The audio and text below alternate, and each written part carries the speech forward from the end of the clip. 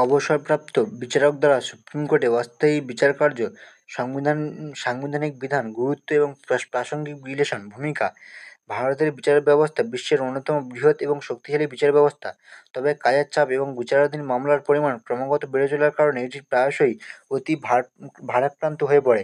এই প্রেক্ষাপটে সুপ্রিম কোর্টের অবসরপ্রাপ্ত বিচারকদের অস্থায়ী নিয়োগের সংস্থান একটি গুরুত্বপূর্ণ উপায় হয়ে ওঠে। এটি ন্যায় বিচার প্রদানের ধারাবাহিকতা বজায় রাখতে এবং আদালতের কাজের চাপ হ্রাস করতে সহায়ক।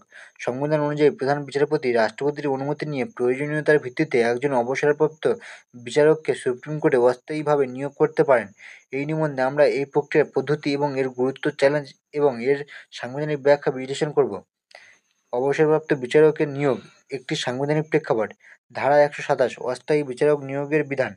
ভারতের সংবিধানের ধারা ১২৭ অনুসারে সুপ্রিম কোর্টে বিচারকদের সংখ্যা অপর্যাপ্ত হলে বা আদালতের কার্যক্রম বজায় রাখতে প্রয়োজন দেখা দিলে প্রধান বিচারপতি রাষ্ট্রপতির অনুমতি নিয়ে অবসরপ্রাপ্ত বিচারক নিয়োগ করতে পারেন।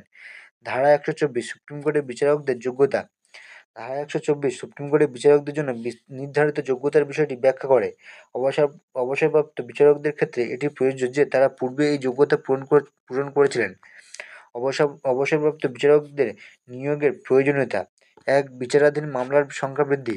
ভারতের আদালতগুলোতে বিচারাধীন মামলার সংখ্যা ক্রমাগত বাড়ছে। ২০২৫ সালের পরিসংখ্যান অনুসারে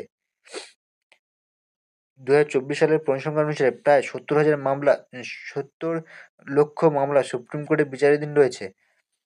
এই অবস্থায় অবসরপ্রাপ্ত বিচারকদের অস্থায়ী নিয়োগ একটি তাৎক্ষণিক সমাধান হতে পারে। ২. বিশেষজ্ঞদের মতামত এবং অভিজ্ঞতা। অবসরপ্রাপ্ত বিচারকরা দীর্ঘ সময় ধরে বিচার ব্যবস্থার সঙ্গে যুক্ত থাকেন। তাদের অভিজ্ঞতা এবং বিশেষজ্ঞ জ্ঞান নতুন এবং জটিল মামলাগুলোর ক্ষেত্রে গুরুত্বপূর্ণ ভূমিকা পালন করে। ৩. ন্যায় বিচার প্রদানের গতি বৃদ্ধি। অনেক ক্ষেত্রে বিচার প্রক্রিয়া দীর্ঘায়িত হয়। অবসরপ্রাপ্ত বিচারকদের নিয়োগ এই দীর্ঘায়িত প্রক্রিয়াকে হ্রাস করতে সহায়ক। অবসরপ্রাপ্ত বিচারকদের এখতিয়ার এবং দায়িত্ব। ১. এখতিয়ার।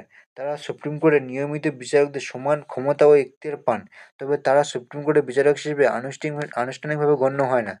২. দায়িত্ব। মূলত বিশেষ এবং গুরুত্বপূর্ণ মামলাগুলোর বিচার সম্পাদন, আদালতের কার্যপ্রণালী পরিচালনা, মামলা নিষ্পত্তির জন্য প্রয়োজনীয় সিদ্ধান্ত গ্রহণ। অবসরপ্রাপ্ত বিচারক নিয়োগের পদ্ধতি। ১. প্রধান বিচারপতির সুপারিশ। প্রধান বিচারপতি যখন মনে করেন যে অতিরিক্ত বিচারকের প্রয়োজন, তখন তিনি রাষ্ট্রপতির কাছে সুপারিশ পাঠান। ২. রাষ্ট্রপতির সম্মতি।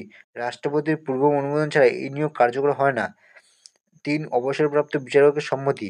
এই নিয়োগ কার্যকর করার জন্য বিচারকের সম্মতি প্রয়োজন। অবসরপ্রাপ্ত বিচারকদের সুবিধা এবং ভাতা। তারা রাষ্ট্রপতির নির্ধারিত ভাতা ও সুযোগ সুবিধা পান। পেনশন এবং অন্যান্য সুযোগ সুবিধাও অব্যাহত থাকে। চ্যালেঞ্জ এবং সীমাবদ্ধতা। ১. অস্থায়ী সমাধান মাত্র। অবসরপ্রাপ্ত বিচারকদের নিয়োগ মূলত একটি অস্থায়ী সমাধান। এটি দীর্ঘমেয়াদী সমস্যার সমাধান নয়। ২. রাজনৈতিক হস্তক্ষেপের আশঙ্কা। অনেক সময় এই নিয়োগ প্রক্রিয়ায় রাজনৈতিক প্রভাব পড়তে পারে।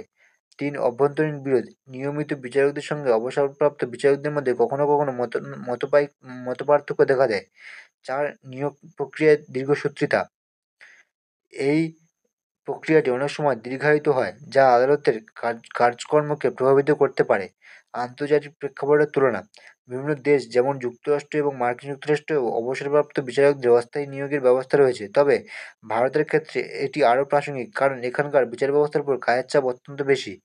উপসংহার: ভারতের বিচার ব্যবস্থায় অবসরপ্রাপ্ত বিচারকদের অস্থায়ী নিয়োগ একটি গুরুত্বপূর্ণ ব্যবস্থা।